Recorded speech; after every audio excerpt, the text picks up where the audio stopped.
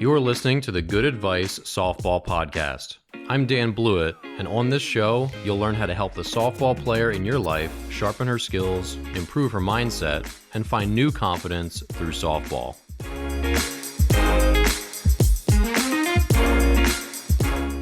Hey, welcome back to the Good Advice Softball Podcast. I'm Dan Blewett. In today's episode, we're going to cover 3 topics. Number 1, should you swing early in the count? Should you swing late in the count? Should a player try to see as many pitches as they can in an at-bat? And should you swing 3-0? So we'll talk about some hitting strategy first. Second, we'll talk about some strength training milestones. So these are ones that I would say that as a 16-year-old who's on the college recruiting trail, these are some strength milestones that you'd want to meet on key exercises in the weight room. And lastly, a question that I've gotten recently on YouTube was, how do we improve our wrist snap on our throws? So I'm going to talk about that briefly and kind of debunk a little bit about the wrist snap. All right, so first thing, should you swing early in the count? Should you swing later in the count? Should you try to see a lot of pitches? So all of these are actually misnomers, and I think all of these are confusing to hitters. And the reason being is there's never a bigger task other than trying to pick out the pitch that you want to hit and then drive it. So when I was still coaching, our big thing was you need to understand who you are as a hitter and what pitch you can drive. Like, what pitch do you hit well? Is it something right down the middle? Is it something maybe like middle in? Is it something a little bit elevated, like belt high? Do you like the ball low? Like, if you were in a home run derby, and you could program a robot to throw it exactly where you wanted it, where would you put it? So that's a question that a lot of hitters don't actually have a good answer to, and they need to just do some soul searching and think about, what their approach is at the plate. For some players, they might be outer half because they're really good at driving the ball the other way and they like to see the ball deep. It's different for every player. So number 1 is understanding what is your pitch. And then once you know what your pitch is, the question is, can I get it? And can I identify it out of the pitcher's hand? And when I get that pitch in that location, then what am I going to do with it? And how do I prevent missing it?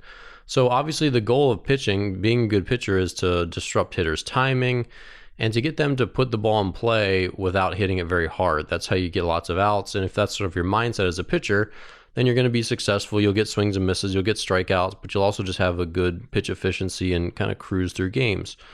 So when a pitcher makes a hitter or induces a hitter to swing at a pitch on the outer corner of the plate or the inner third of the plate, those are locations where it's tough to barrel the ball up and hit it hard. So essentially the pitcher wins anytime a hitter swings at a pitch that's on the periphery of the plate, of the strike zone. So if it's on the corners, if it's at the top border of the strike zone or the very bottom border, those are typically places where the pitcher wins, much more so in and out. So outside corner, inside corner. And so given that, the hitter is trying to not swing at those pitches. So it's not a matter of just taking strikes or not taking strikes. It's a matter of taking pitches that you can't drive well, and the ones that are maybe on the plate that are strikes that you really know that you probably can't put a good swing on, you probably can't hit in the gap, stuff like that. So at the highest level, players aren't just taking balls. They don't just have good plate discipline where they don't swing at balls, but they're also not swinging at unhittable strikes or difficult to hit strikes. That's the other thing that really good hitters do. So they only tend to swing at pitches that are pretty center cut in the middle of the plate and in their own wheelhouse. So you can't always only swing at pitches that are your exact pitch, like middle in fastball, whatever. But you can put good swings on outer half fastballs or, a drop ball like down in the middle of the plate, something like that. So just because it's not your one specific happy location, you can still get pitches that are pretty center cut in the middle of the plate that you can hit hard. So when we start talking about overall philosophy about should you swing early in the count and try to, jump on the pitcher early, even if a pitcher has a strategy of throwing, more straight stuff early in the at-bat, that's fine, but you're still not going to swing at an early fastball if it's on the outer corner of the plate. Like, that's not a good strategy. So gearing yourself up to be ready to hit in any count is important, but a lot of times young players don't understand that, and when they get the mindset of, oh, coach says I need to swing early in the count, so I'm going to get ready and pretty, I'm going to almost make up my mind to swing at a pitch on the first or second pitch. And when they sort of predetermine what they're going to do, like I'm ready to hit this pitch, then they end up swinging at something they don't really want to hit. They start to overcommit. Oh, there's the fastball that I wanted. And then I swung at it, and it was like out of third. That was kind of tough, and I ground out to short. So, but when the mindset is hit your pitch no matter when it comes in the at-bat, that's a little more freeing, which means, hey, if they throw a pitch that you want to drive, that you believe you can hit hard on the first pitch, then swing on the first pitch and hit and give it a ride, hit it hard. Or if it's you're fighting pitches off, and I didn't like that one, that one's a ball, I fouled that one off, and now you see 6 pitches, and then you get one to drive, that's fine too. Really, you're just sort of like searching for buried treasure. Sometimes you might get lucky, and on the first dig, you find something. Sometimes it might take 95 shovelfuls before you find anything. And that's kind of how hitting is. It's always random. So you don't want to be guessing and assuming you're going to swing at the first pitch just to jump on the pitcher. Like, there is no advantage to jumping on the pitcher. But sometimes pitchers fall into patterns where they throw their nastiest stuff later in the at-bat. And so they give you a better chance at, they want to get ahead, and they throw easier to hit stuff early in the count because they're just trying to use more margin for error and throw stuff they can reliably get strikes with early in the count. So a lot of times it does make sense to be aware that, hey, you're more likely to get a straight pitch earlier in the at-bat, and you're more likely to get lots of breaking balls later in the at-bat. So make sure you're not snoozing, and make sure you're not being too passive early on, and be aware that you'll probably get more straight stuff early in the at-bat, whether that's a fastball or changeup or whatever. So with all that being said, there is no one mindset about what to do, except high-level hitters, they don't swing at balls, they don't swing at borderline pitches unless they have to foul them off, but their intent is almost never to put the ball in play when they swing at a borderline pitch, because it's not an easy to hit pitch. Their goal is to foul stuff off, to take stuff that they can't drive until they get a pitch that they can drive, they can hit very hard. So the idea of swinging early or late is, again, it's a misnomer. And I think as if you're a coach listening or a parent, this is important to communicate with your daughter and saying that, hey, we're not just trying to get you to, there's no advantage to hitting the ball on the second pitch. But this pitcher's throwing a lot of stuff that looks easier to hit on the first and second and third pitch. So be mentally ready to swing at something, even if it's not yours, if it's pretty darn good. That's okay, but you have to be clear about it. And then just a blanket statement of, hey, see a lot of pitches. We need to see more pitches. Well, are you taking pitches that you could drive? Because that's not good either. Like, there's no advantage to hitting the 5th pitch of the at-bat if it's a tough to hit pitch and you took 2 good ones earlier on either, right? Like, we know that too. So the long story short here is the best hitters in the world take balls. They take borderline pitches that they can't drive.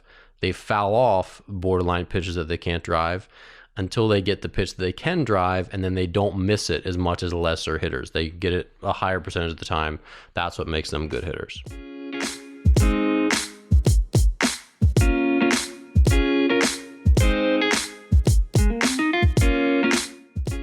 All right, in today's 90-second mindset, let's cover some strength milestones at age 16. Now, these are going to be a little bit general, and obviously body weight changes from one player to the other player, but using metrics that are an expression of body weight is the best, sort of like fairest way to do things. So if you weigh 300 pounds, you're expected to, a 300-pound squat is less impressive than if you're 100 pounds and you can squat 300 pounds, right? So as a percentage of body weight, those are the milestones that I'm going to give. So if you're not doing a lot of strength training right now, I highly encourage you to. I think it's a very impactful thing that you can do both mentally and physically. And when you finally get there, hopefully you have a good strength coach who teaches you all these exercises and gives you the fundamentals and foundation of good strength training that's safe and effective. And so the 5 exercises I've chosen here were ones that we always did in my academy: the front squat, push up, chin up, trap bar deadlift, which is a hex bar, not a straight bar deadlift, and the barbell hip thrust. So those are ones that were pretty core to all of our softball players, big lifts that make you overall very strong, add good muscle, all that stuff. So for the front squat, and again, these are all milestones for, I'd say, age 16. So if you're a sophomore in high school. These are good metrics to aspire to. The front squat, I'd say body weight on the bar for 5 reps. So that means if you weigh 140 pounds, you can front squat 140 pounds for 5 reps. That's a pretty good, pretty strong female athlete for, again, like 16 years old. Push-ups, you should be able to at least do a set of 15 reps, which means you can probably do 3 sets of 10, 3 sets of 12.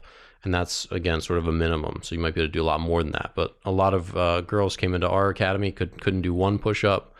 And so we eventually built them up where they could do some push-ups on the ground. And then the goal is to do multiple sets of, again, like 10 to 15 reps. So if you can do one set of push-ups at 15, or one set of 15 push-ups, you're doing pretty well. Chin-up, the milestone, it's hard to give like a more complex milestone, but I think if you can just do one full hang, good chin-up, unassisted, so no bands, nothing like that, then you're pretty strong for a female athlete. So that's, again, a good aspirational goal, and it's more rare than you think, because as body weight goes up, upper body strength still tends to lag behind in female athletes.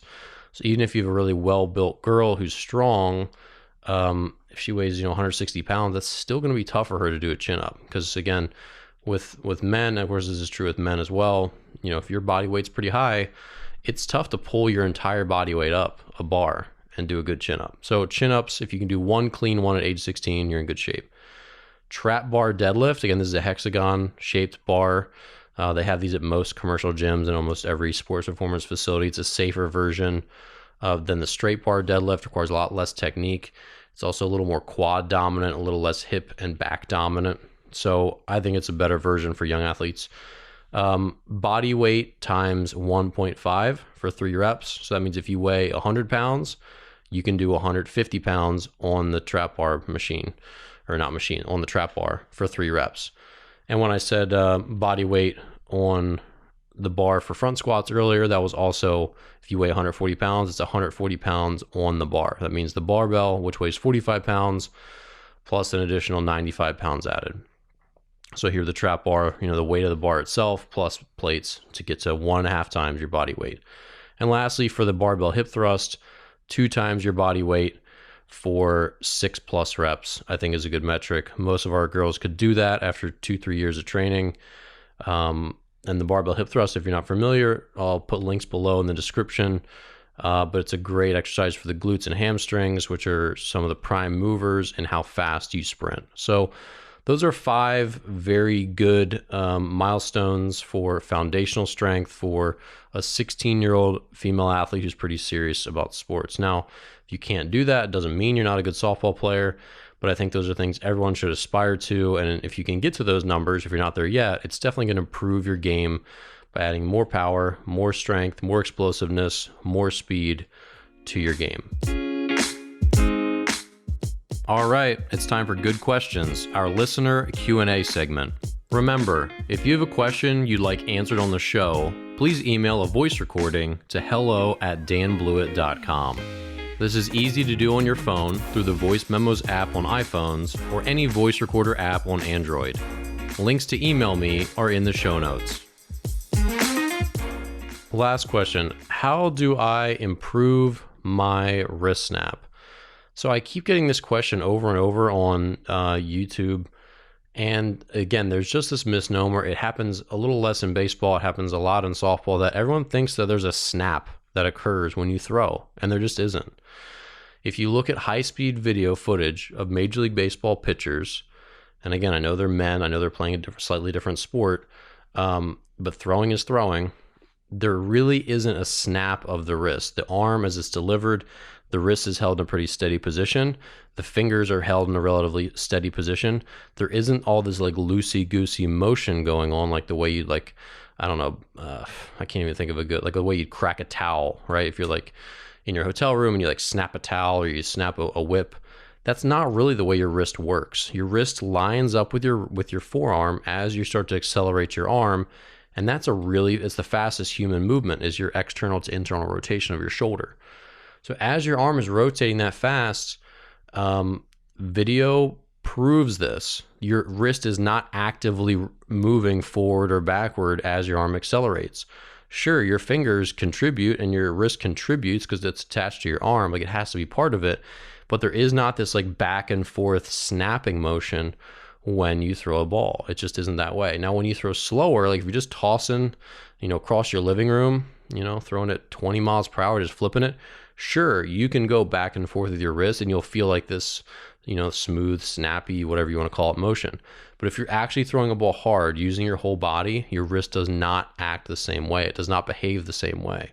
And again, I'd encourage you just to flip on a Major League Baseball game, jump on YouTube, jump on my YouTube channel. There's videos of girls throwing in slow motion. It doesn't happen. It just doesn't happen. So if we keep talking about wrist snap as if it's something we need to teach, something you need to think about, or the reason why you're not throwing as hard as you'd like to if you're a player, we just need to cross that off the list. It's not part of the thing. It's not. That's why we don't need the wrist snap drill as we warm up. It isn't a thing. That's the big thing that I want to convey here. Because again, when the arm is accelerating extremely fast, the wrist stays in a relatively constant position all the way through the throw. And there's a little bit of oomph by the fingers at the end, but it's not anywhere near a snap. It's just the arm is delivered and the power is transferred from the lower body through the core to the arm, to the elbow, to the forearm, to the wrist, to the fingers, and then to the ball. So that's how it all works. So I'd like to leave that in the past, that there just really isn't a wrist snap in throwing. Well, that's all the good advice I've got for today. If you enjoy the show and would like to support me while also helping yourself, enroll today in one of my online softball courses. My She's Got a Cannon throwing courses come with pricing plans for any budget, and my Resolute Athlete Mental Skills course will help your daughter or team build the mindset of a champion. Enroll in any of my courses through the links in the show notes and save 20% with code GOODADVICE just for being a listener. Be sure to subscribe to my weekly email list where you'll get updates on all my new videos and episodes.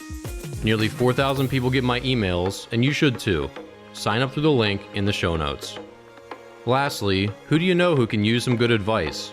Please share this podcast with a friend, subscribe on iTunes, Spotify, or wherever you listen to podcasts, and subscribe to my Snap Softball YouTube channel, where you'll find this podcast and hundreds of softball instructional videos. Back when I was a player, I was always thankful for good coaches and good advice. I'm Dan Blewett, and I'll see you next time.